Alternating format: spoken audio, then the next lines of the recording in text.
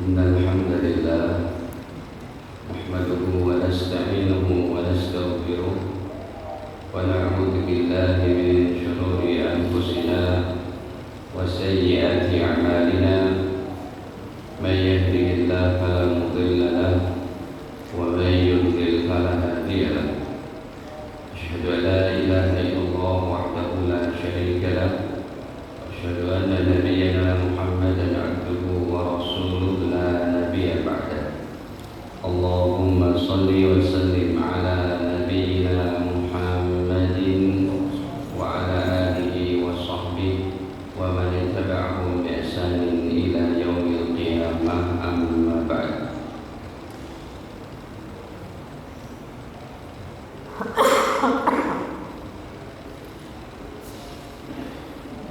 فيا معشر المسلمين والمسلمات أوصيكم ونفسي بتقوى الله فقد فاز المتقون قال الله تعالى يا أيها الذين آمنوا اتقوا الله حق تقاته ولا تموتن إلا وأنتم مسلمون. Alhamdulillah, para hadirin kaum muslimin muslimat yang dirahmati Allah Ta'ala, sebelumnya marilah senantiasa kita panjatkan puji dan syukur hanya kepada Allah atas segala limpahan nikmat-Nya kepada kita, terutama sekali nikmat iman, Islam dan sehat afiat. Para jemaah, pagi ini kita melanjutkan kajian tentang dosa besar yang 70 yang mukadimahnya adalah bahwa dalam kehidupan kita ini kita sedang menyempurnakan agama kita sebelum kita berpulang kepada Allah. Dan kenapa kita harus mempelajari dosa besar?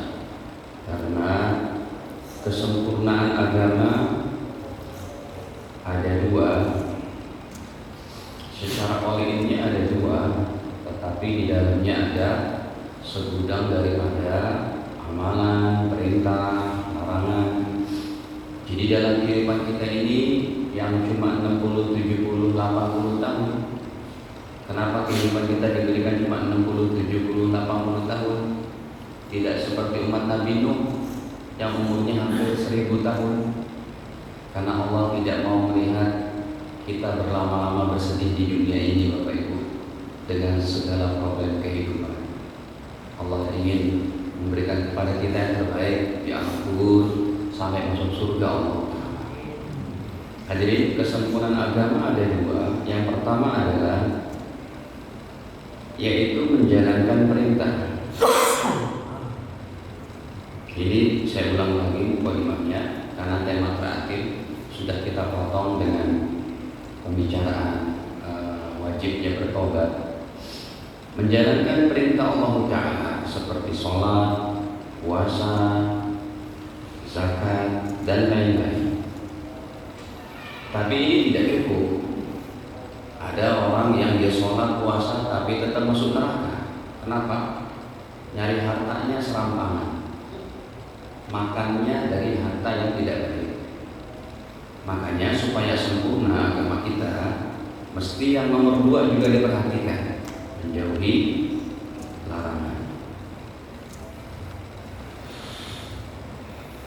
Ya, seperti tidak syirik yang sudah kita bahas, tidak mencuri, tidak minum khamar, dan lain-lain.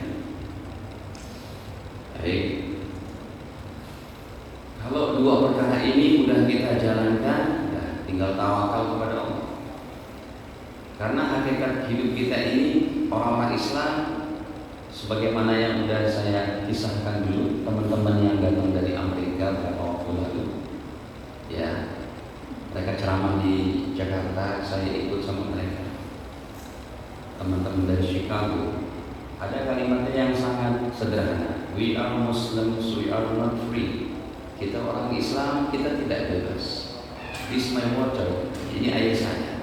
Tapi bolehkah saya minum pakai left hand atau right hand? Bukannya apa? Terserah saya, tidak.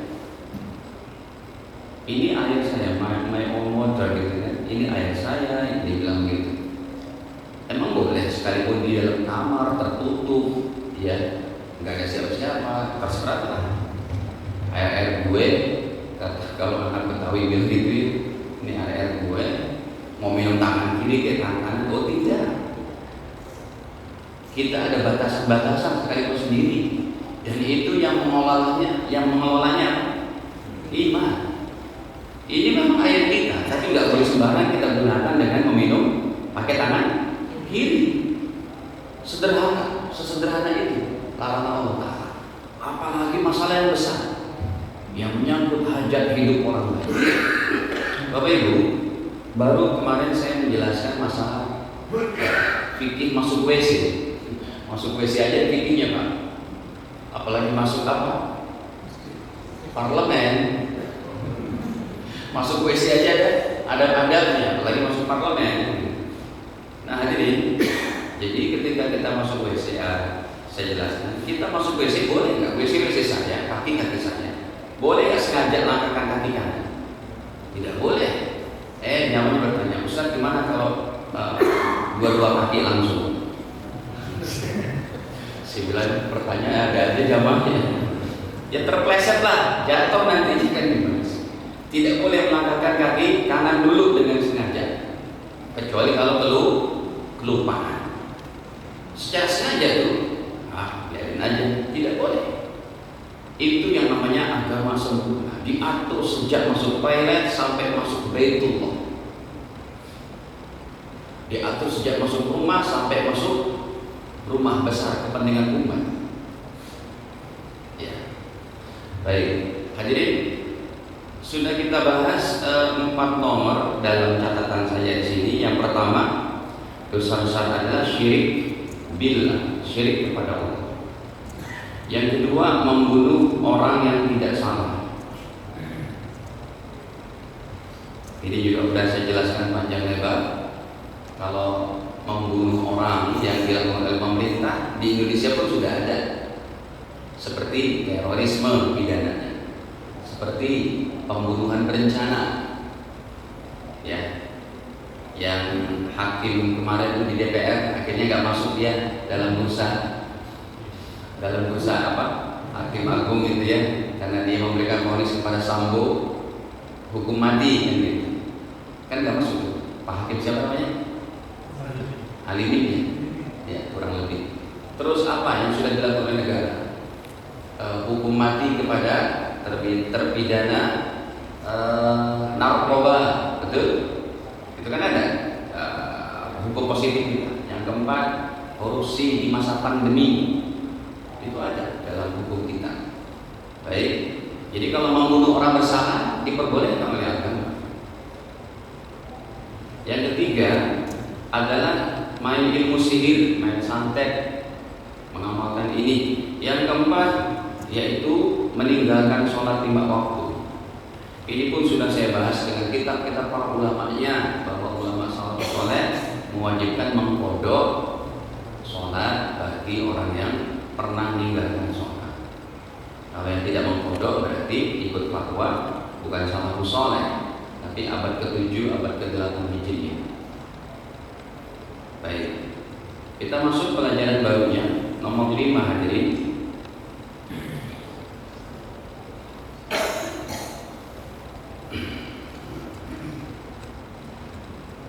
Nomor 5 adalah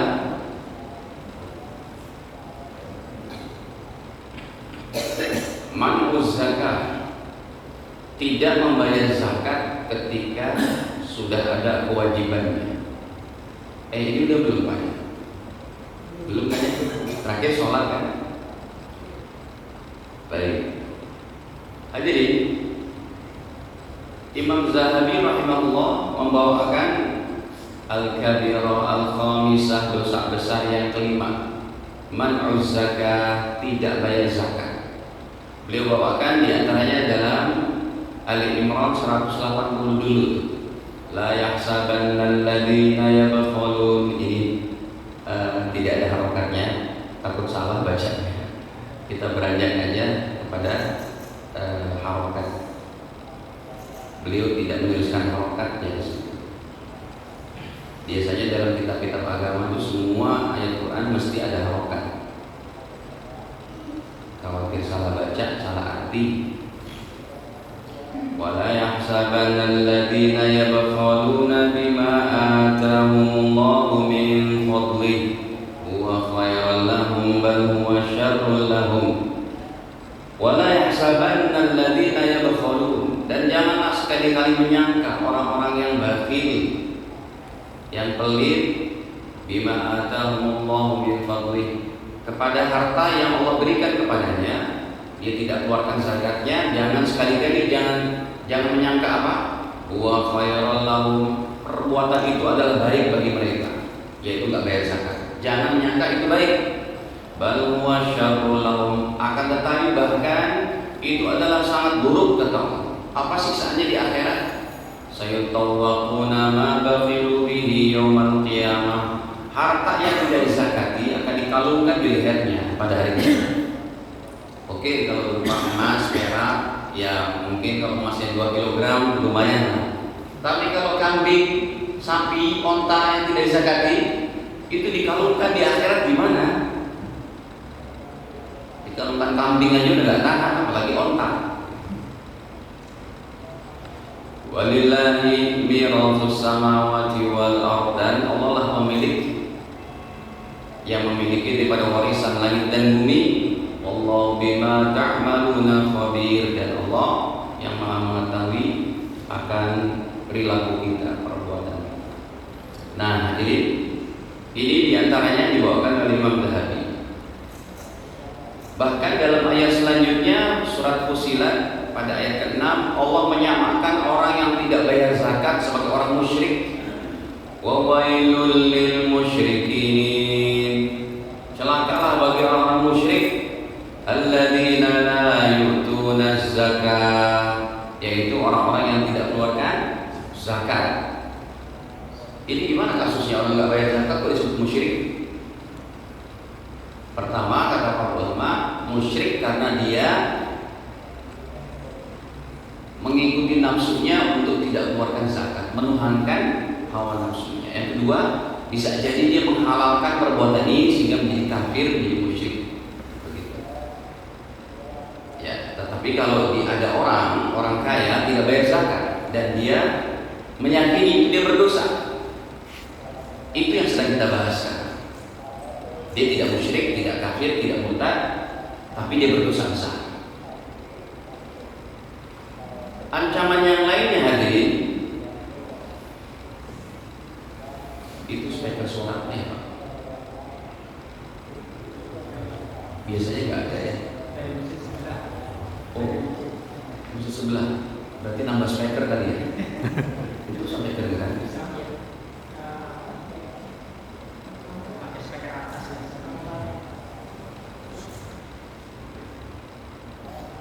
Pengajian juga ya.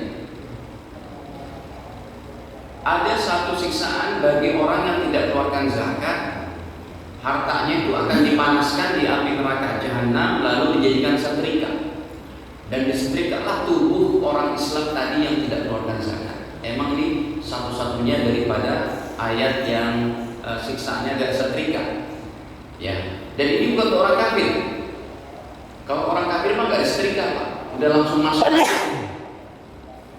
kemana? Dilempar aja tuh dan gak keluar. Kalau orang Islam ada disetrikanya, naudzubillah. Coba kita buka ayatnya. Ya, dalam At-Taubah surat ke-9 ayat 34-35. Walladzina yaknizuna dzahaba wal fiddah, dan orang-orang yang tidak mengeluarkan emas dan peraknya, dan orang-orang yang menimbun-nimbun ya emas dan peraknya, wala yunfiquna fi sabilillah, dan mereka tidak menginfakkannya di jalan Allah, tidak mengeluarkannya sebagai zakatnya. Fabashirhum bi'adzabin alim, beri kabar gembira kepada mereka akan siksa yang sangat pedih. Apa siksanya? Yauma yuhma 'alaiha fi nari jahannam, pada hari itu harta yang tidak dizakati disetrika, dipanaskan, maksudnya dipanaskan di api neraka jahanam. Fatukwa biha, maka dijadikan setrika. untuk menyetrika orang yang tidak mengeluarkan zakat. Jibahuhum, jidatnya disetrika, wa junubuhum, lambungnya disetrika, wa zuhuruhum, dan punggungnya disetrika. Sambil Allah berfirman, hadza ma kanastum li anfusikum, ini loh harta yang kamu simpan-simpan untuk dirimu.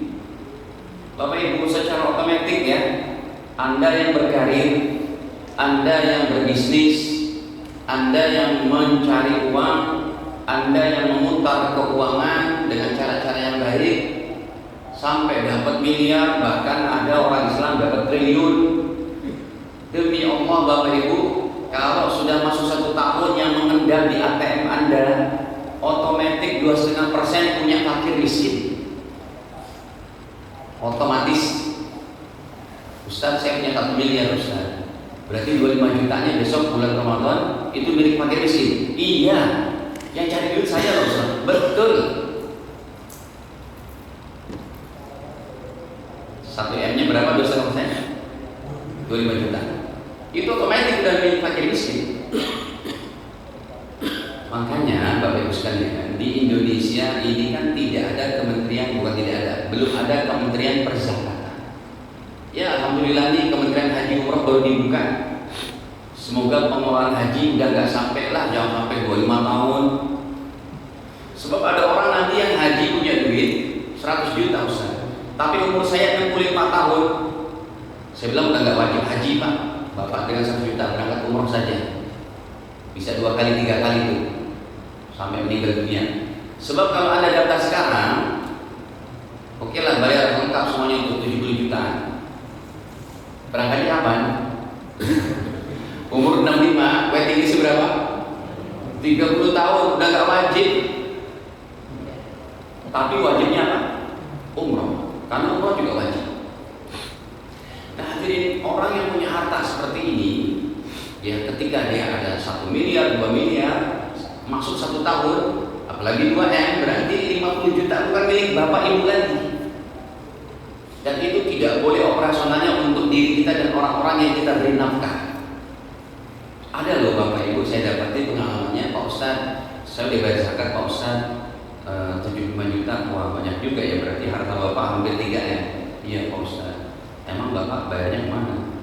Ini Ustadz, untuk bayaran anak saya di Fakultas Kedokteran Yarsi. Saya bilang Anda gak bertekor itu namanya. Tidak boleh namanya uang zakat itu dibayarkan untuk anak kita. Anak itu tanggungan. Makanya saya bilang Anda tidak mau tekor, nggak boleh. Untuk bayar sekolah anak Anda itu pakai duit Anda sendiri, jangan pakai uang zakat. Nah kita belum ada kementerian perzakatan yang datang langsung petugasnya ke rumah-rumah. Jadi orang-orang kaya itu terserah dia aja mau bayar zakat apa enggak ada yang ngerti. Tetapi kalau zaman Nabi itu ada kementerian perzakatan.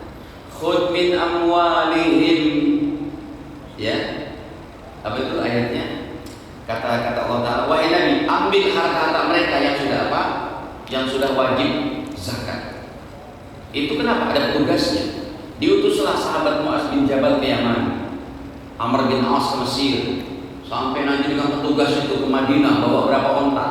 Nanti di Madinah ada tempat khusus untuk pengelolaan ontaknya tadi, dikasih makan, kasih rumput, kapan-kapan perlu dijual atau disembelih. Itu harta zakat. Nanti petugas yang ngasih minumnya, ngasih rumputnya digaji dari uang negara. Jadi istilah pegawai negeri sebenarnya itu sudah ada pada zaman Nabi dari Kementerian Perzakatan. Baik, nah hadirin sekarang kita inikan dulu apanya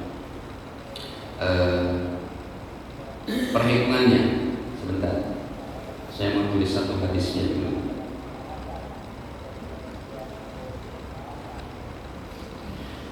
Jadi orang yang sudah wajib zakat itu adalah orang yang dia hartanya sudah melebihi daripada nisab 85 gram emas. Ini kita tuliskan.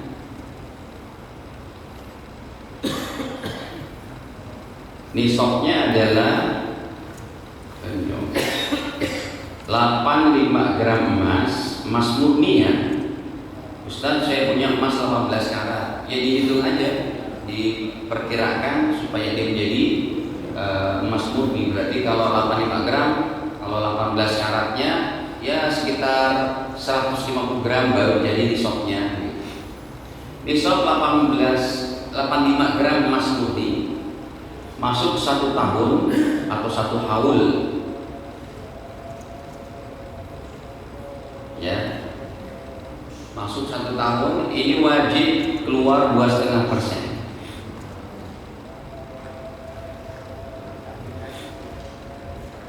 Seperempatpuluhnya, 1/40 adalah 25%, bukan 1/5 ya. 1/5 mah 20%, banyak banget.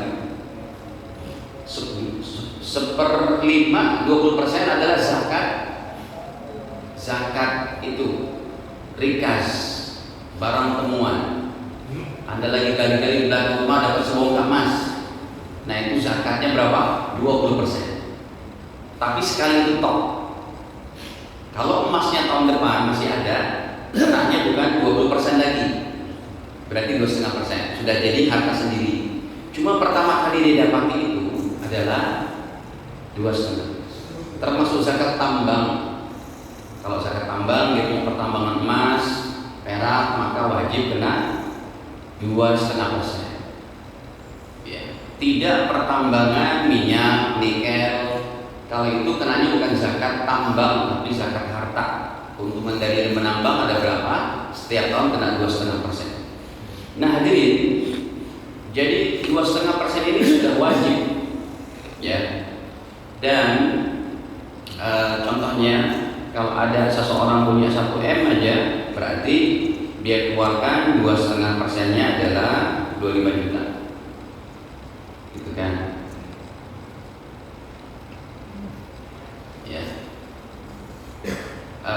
Harta yang dikonversi nantinya 85 gram emas dikonversi ke rupiah, rupiahnya berapa Pak? 170 dengan kursnya 1 gram 2 juta. Nah 170 juta. Berarti kalau harta Anda sudah di atas 100 juta, 170 juta dan masuk 1 haul, itu wajib 2,5%. 200 juta, keluarkan 2,5%-nya. Ya, sekitar berapa? 5 ya, 5 juta. Terus begitu.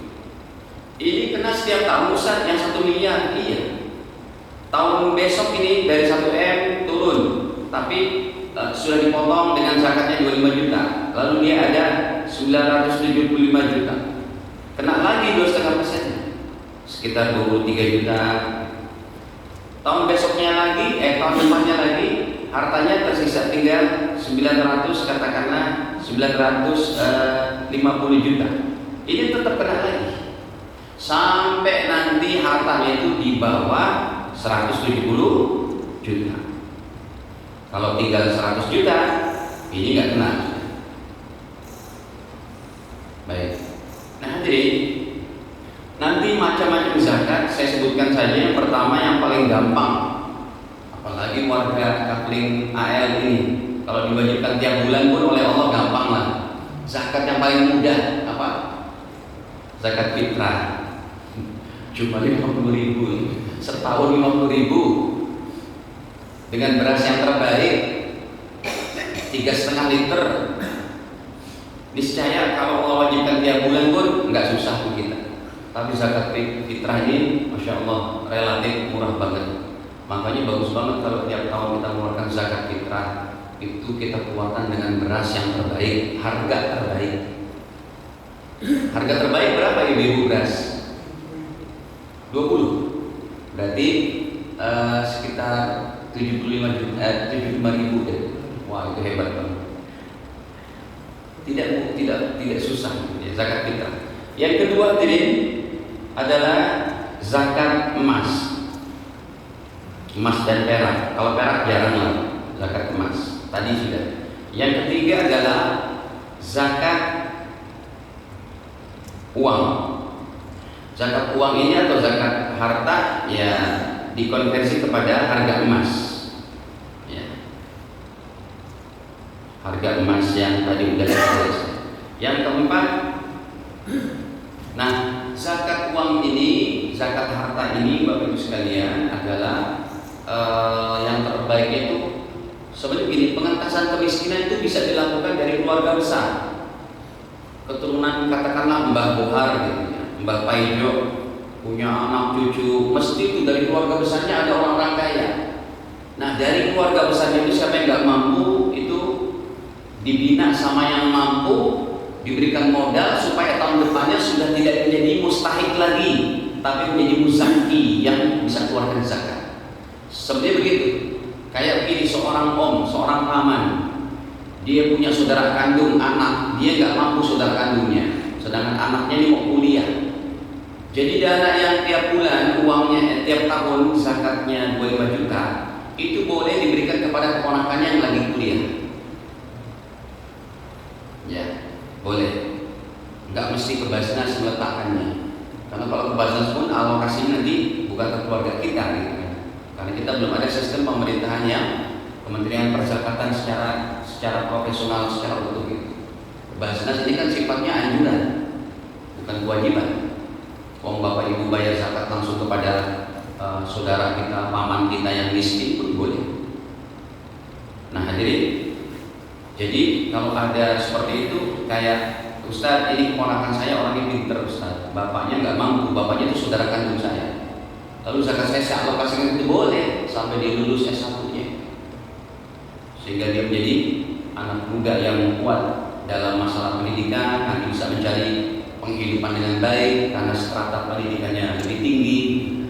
Dan itu memang perlu biaya, nggak mungkin lah, kecuali kalau memang dia dapat beasiswa. Tapi tidak semua pendidikan kita ada beasiswa Pak, kecuali kami luar negeri. Saya belajar S1 S2 aja tiap bulan ambil gaji, apalagi di Madinah. Setiap bulannya kita dapat 840 real. Tiap tahun dapat PP dari Saudi Airlines 2 tiket pulang pergi Idul Fitri Lebaran. Itu pengembangannya dari uang wakaf dan zakat oleh pemerintah Saudi. Mahasiswanya di mes itu ada berapa? Seluruh dunia 6.000 orang. Satu orang itu digaji oleh pemerintah Saudi 8, di beasiswanya maksudnya 840 real kali 6.000 sebulan. Itu bukan dari hasil tambang, hasil ini bukan. Zakat aja itu yang dikelola oleh negara. Dan itu bukan pelajar Saudi, pelajar luar negeri yang diperhatikan. Kalau pelajar Saudi jangan Anda tanya, nggak ada yang miskin di sana. Yang miskin itu pendatang, kayak orang Indonesia, Bangladesh, Pakistan, sampai segitunya mereka mengelola. Ya. Makanya kalau anak-anak kita sekolah di Madinah, ya begitu beasiswanya. Cuma akidahnya harus kuat dulu, ilmu di Indonesia harus kuat, sehingga nanti pulang nggak membawa paham-paham yang aneh-aneh. Emang ada banyak aneh? Ada. Baik, hadirin, yang kelima adalah zakat niaga, zakat perdagangan. Ini yang termasuk berat kepada para pedagang, tapi tetap harus dikeluarkan. Ustaz, contohnya gini, saya punya modal udah di atas 85 gram emas. Ini wajib zakat kalau sudah begini. Katakanlah dia jual barang elektronik. Kalau udah masuk 1 tahun, modalnya di atas ini, jadi itu bukan dari keuntungan, karena keuntungan ini relatif. Ada loh Bapak Ibu, orang punya toko elektronik kayak jualan air condition, kipas angin, jual kompor gas, jual ini itu, modalnya di atas 185 gram emas. Karyawan ada 2. Keuntungan tiap bulan cuma habis untuk bayar gaji karyawan sama untuk kebutuhan keluarga. Itu nggak kena zakat. Ya apa yang disakatin, nggak bisa saving, nggak bisa nabung. Nanti yang disakatin apa? Barang-barang perniagaannya itu yang ada di tokonya. Dia beli kipas angin, dia beli air condition, dia beli setrikaan, harganya berapa dicatat, di total semuanya keluarkan 2,5%. Ini ada kasus Pak dari seorang pengusaha di Bekasi. Dia jualannya itu adalah mobil Ferrari, Lambo, ya, McLaren paling murah saya lihat di showroomnya itu wagon Mercy G-Class yang harganya terbarunya 8M, itu paling murah. McLaren terbaru aja udah di atas 10M. Oke, dia bertanya kepada saya, Pak Ustadz, saya mau nanya Pak Ustadz, setahun ini kan ini jualan saya bukan kayak jualan Avanza Terios gitu Ustadz. Jadi setahun ini gak laku.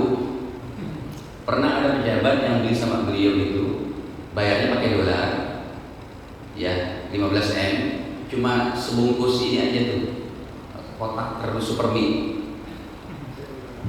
pakai dolar bayarnya. Dia nggak bayar pakai transfer, entah kenapa apa. Lo pada ketawa Pak? Dia bayar pakai cash. Ya. Ustadz juga kecipratan. Nah, ini pengusaha ini yang bangun pesantren saya yang Gedung Putra 1,5M. Emang saya bilang bang, untungnya berapa sih? Banyak Ustaz. Kalau laku satu mobil untungnya 1 miliar. Oh pantes, antum bisa ngasih pesantren ini. Untungnya segitu. Iya, Gedung Putra saya itu yang buat dia, pengusaha di Bekasi gitu ya. Anak muda tapi soleh banget, rajin ke masjid lagi. Nah, 1 tahun itu gak ada untung. Sementara di showroomnya itu saya lihat hampir 60M. Ustaz, tahun ini gak ada untung nih Ustaz, gak ada yang beli ya. Tapi dia punya usaha lain, dia punya jualan pipa, jualan macam-macam. Nah dari itu saya bilang, apa yang abang tanya? Apakah saya wajib keluar zakat Ustaz? Wajib, enak aja kan keluar. Bukan dari keuntungannya, dia itu yang ada di showroomnya. Dia tepuk jidat. Alah, masa tepuk jidat Pak, harta lo banyak begini. Dalam bahasa gaul kita gitu ya. Harta abang banyak begini, ngapain tepuk jidat? 60M, keluarkan 2,5%-nya berapa? 1,5? Orang punya harta kayak begitu mah nggak mungkin diantaranya nggak ada begitu. Di berangkasnya mesti banyak. Udah bang keluarin insya Allah. Tapi Ustaz, tapi apa? Pajaknya aja 700 juta Ustaz. Ya inilah hidup di Indonesia. Insya Allah orang Indonesia ini surganya paling tinggi Pak dia. Kena pajak juga kena zakat. Harusnya tuh orang yang udah bayar zakat terbebas pajak dulu ada tuh dari Kementerian Dirjen Pajak apa keputusannya itu kan yang udah bayar pajak bisa apa sih yang udah bayar zakat dikonversi sudah tidak bayar itu berlaku nggak Pak? Masih. Oh seperti apa? Ada ya. Nah akhirnya entah gimana ceritanya sih bilang udah bang insya Allah.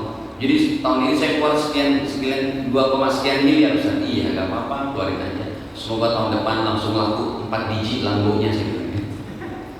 Iya dia jualnya mobil-mobil kayak begitu. Ini diantaranya contoh zakat perdagangan tetap dikeluarkan. Yang kelima hadirin zakat tani. Kalau zakat tani ini panennya di atas 5 ausak. 5 ausak itu bahasa fikihnya kalau kita kurang lebih nggak sampai 1 ton, 800 gram. Kilogram. 800 kg ini maka sudah wajib 5 ausak. 5 ausak itu nanti kenanya adalah tinggi ini Pak 10%. 10% bila tani itu tak ada hujan. Ya, tak ada hujan atau tanpa biaya. Tapi nggak ada lah pertanian sekarang tanpa biaya.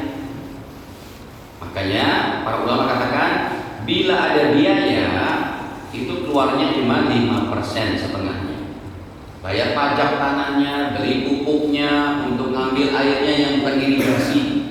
Dia modal solar tuh untuk apa? Nyedot air dari air tanah, maka kenanya 5%. Berarti kalau panennya 1 ton, dia kena hanya berapa? 50 kg. Lumayan tuh, lumayan besar pajak tani.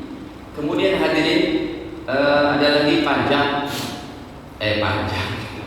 zakat apa lagi?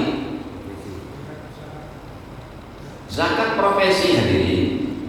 Zakat profesi ini hukumnya dari ulama yang berafiliasi kepada 4 mazhab adalah sunnah muakkadah.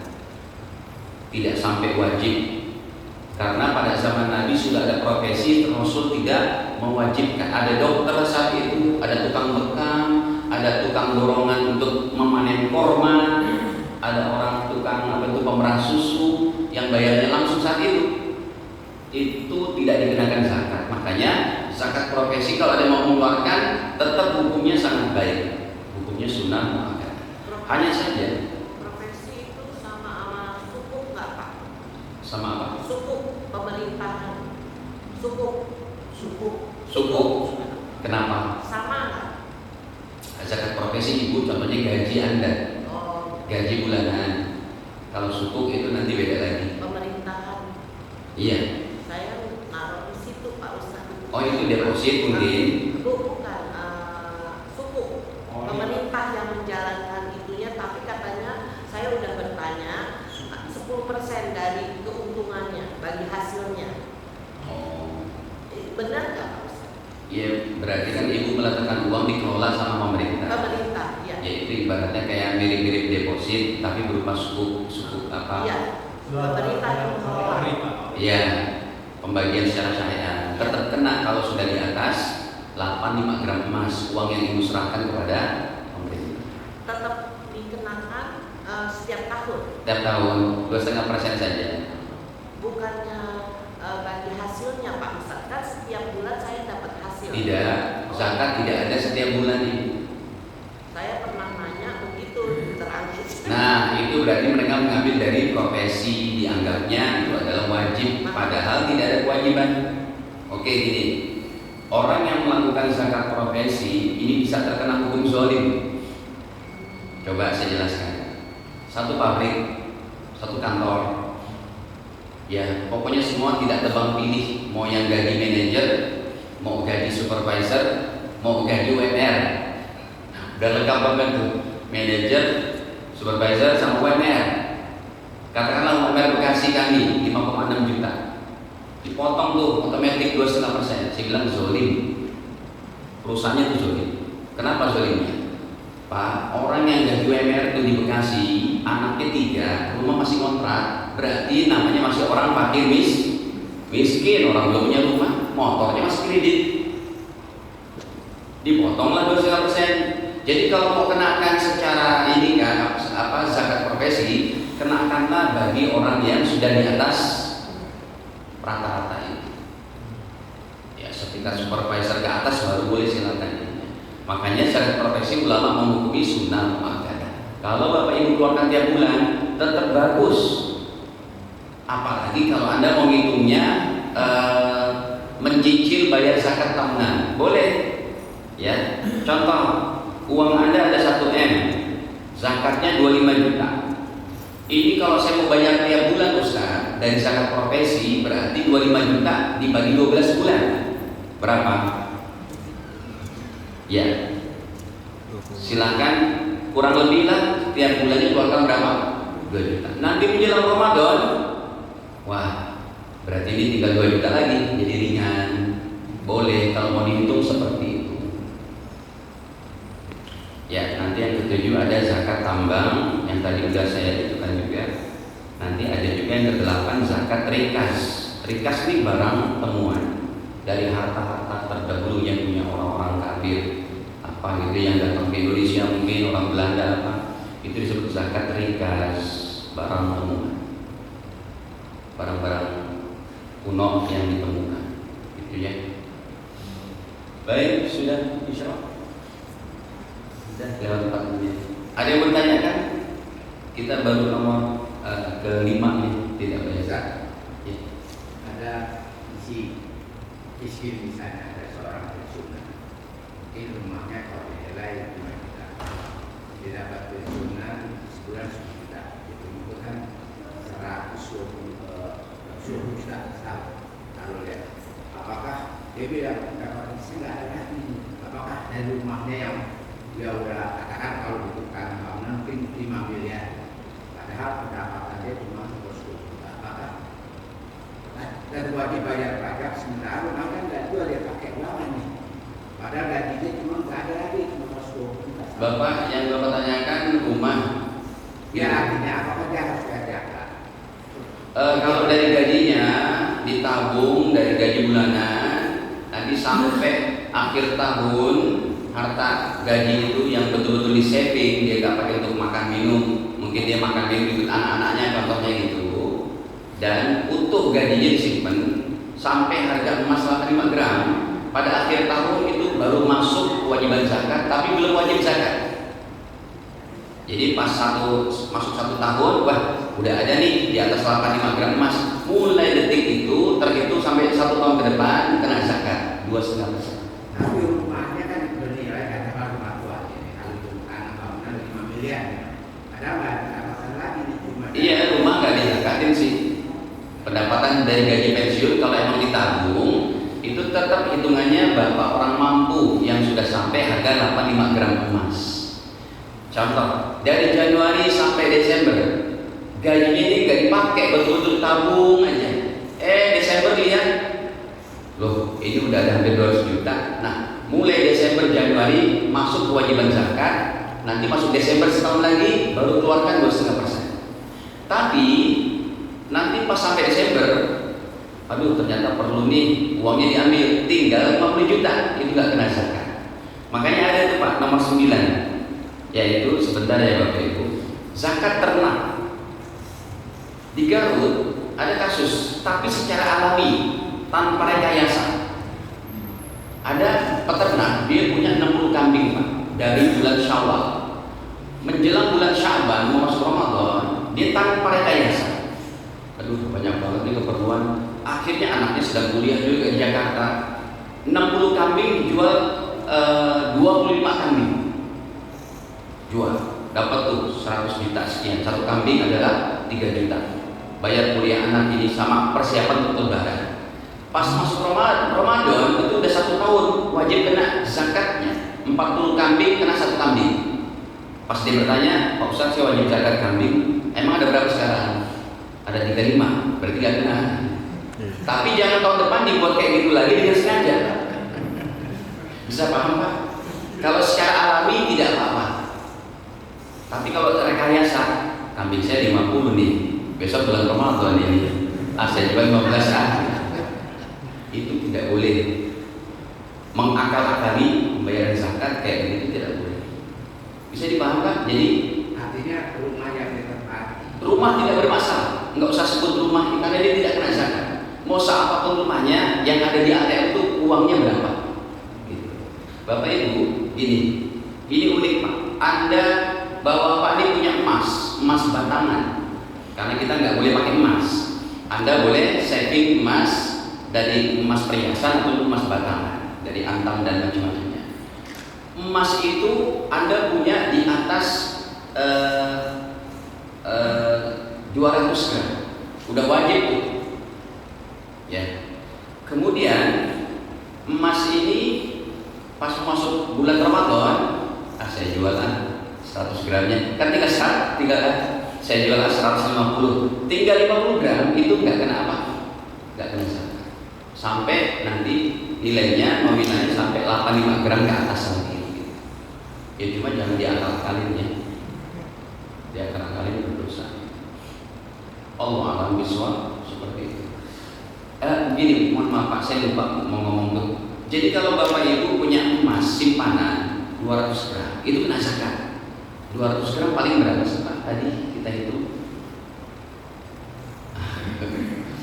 200 gram berarti 400 juta, ya kan?